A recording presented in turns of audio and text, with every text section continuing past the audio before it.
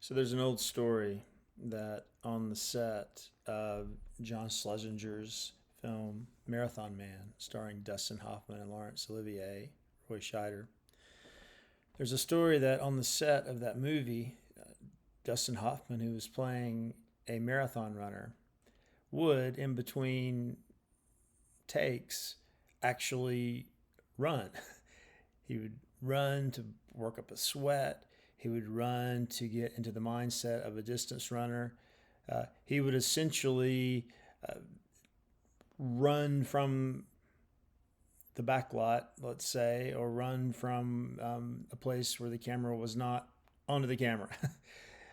And Laurence Olivier, classic British actor, who is very attuned to the idea that there's a difference between being and acting, that the self you are in life is not the self you are in your play or film. Olivier, very attuned to that, said to the young Hoffman, who was coming out of the American method that really emphasized blurring the distinction between self and role. Olivier said to the young Hoffman, "Dear boy, it's acting," or something along those lines. What Olivier was reacting to again was this idea that acting should be distinct from being. That to blur self and role is not the proper technique for being the most effective performer. Well, an actor more of our generation, well, that's not really true. An actor, an older actor, Tom Cruise, has pushed this blurring even further to the point where Tom Cruise is essentially not acting at all. His films, the Mission Impossible films in particular, have become less about the storyline of those films and more about what skills Tom Cruise has learned through playing these films and what stunts Tom Cruise has actually done in playing his Ethan role in these films. Cruise is notorious for his dangerous stunts. In Mission Impossible Fallout, he leaps from one building to another. Of course, he has the thin support wires, but he actually missed his jump and broke his ankle. But he continued the scene. He continued running across the building while limping with a broken ankle. In that film, also, he has very dangerous motorcycle ride throughout the streets of Paris. Cruise is really riding the motorcycle, riding it fast. He's not wearing a helmet. He is putting his body in danger. Same with the halo jumping in Mission Impossible Fallout, where Cruise actually does jump out of an airplane that's pretty close to the ground and has to open his chute not far from the landing. Extremely dangerous. There's also a stunt in that film where he falls from a hangs from a helicopter that itself is just hanging from a cliff, and he actually fell hundreds of feet during the filming. Luckily, again, he had a cable to support him. There are other instances. He in Rogue Nation had to hold his breath for almost 6 minutes. At the opening of Mission Impossible 2, he was doing a free solo climb at the beginning of the film.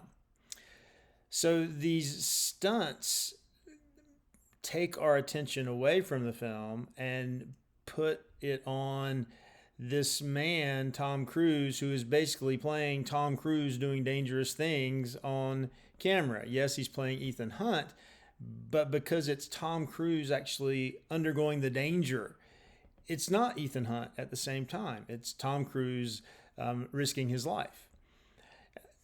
Tom Cruise blurs the distinction even more between self and role in, as I just noted a bit ago, learning the skills he will need to do the movie. Instead of having a stuntman do some of the more difficult activities, or instead of allowing the director to make cuts that could hide his lack of skill in doing certain very difficult tasks, Cruise simply learns how to do the thing, like in Color of Money. The film directed by Martin Scorsese, starring Paul Newman as well, he actually learned how to play pool really well. In Cocktail, about virtuosic bartending, he learned how to do that. He knows how to fly a helicopter. He's very good at riding a motorcycle. And most humorously, because of all the running scenes he's required to do in the Mission Impossible films, he's become a very good runner. You can go to YouTube and look at videos of Tom Cruise running. His running style is really fantastic. Of all the actors I've seen, I think his running style is the best. So it's odd that Tom Cruise, his acting has become a form of athleticism in a way. He has become less someone who is pretending to be something and more someone who is showing his physical prowess on the screen. Now, it wasn't always this way. Cruise, throughout his careers, early on, played a variety of roles. He played in Color of Money, where he sort of disappeared into the character, Vince. He played in Jerry Maguire, where he was a romantic lead opposite Renee Zellweger, where he played a role that didn't require stunts, just a sports agent. He played in Magnolia, the great Paul Thomas Anderson film, an amazing performance of a self-help guru who is struggling with the soon-to-be death of his father, played by Jason Robards. But at a certain point, Cruise's career went south, mainly because of his connections to Scientology. Scientology has gotten a bad cultural rap. There was a documentary came out some time ago called Getting Clear that really painted Scientology in an extremely negative way. And this hurt Cruise's career. Also, there was the famous couch jumping incident on the Oprah Winfrey Show some years back now, where he was expressing his affection for Katie Holmes and had this sort of crazed, ecstatic jumping experience on the couch. So people were starting to think, well, Cruise is not good for the box office anymore. He's got a bad reputation. And his films weren't doing so well for a time. But he was able to remake himself as an action hero. And this really started with the first Mission Impossible. And since that time, he's made almost exclusively made action films. What is an action film for Cruise? It's not really a film in a way. It becomes a contest, a challenge, an invitation to reveal his feats of expertise and endurance and strength and skill. So what I want to say is this, that Tom Cruise has developed a kind of acting, which I'm going to call elegiac acting. Elegiac acting. He is putting his body, his vulnerable body, in actual danger against gravity and metal in these films, which emphasizes that we are all bodies that are threatened by gravity and metal. Not only that, Cruise, he's 60 years old now, but certainly he doesn't look it. He has this fountain of youth somewhere where he looks like he's 35 even though he's 60. So that's another part of this. He's also dramatizing a clash that all of us undergo between youth and age. We see this man essentially trying to overcome time, trying to overcome aging, just as he's trying to overcome gravity, trying to master metal. When I say that, I mean master motorcycles and helicopters and such.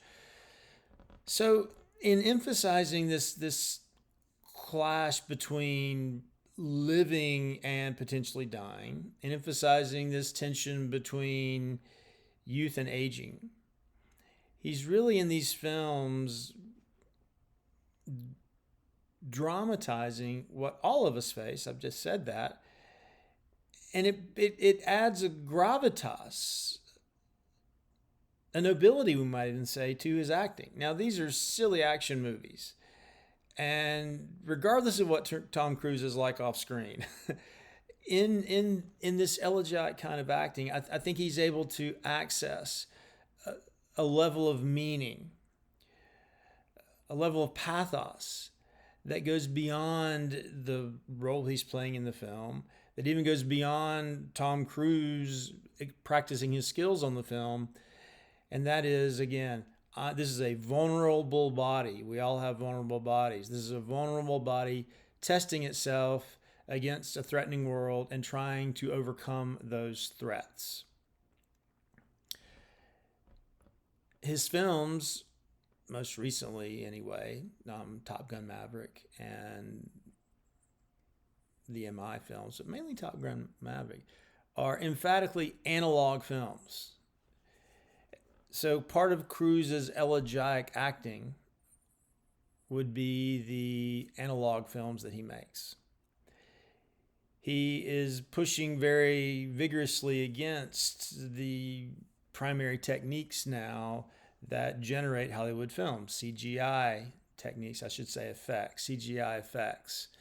The green screen, where actors will act out scenes just in a green room, often without the person they're speaking to or reacting to in the room.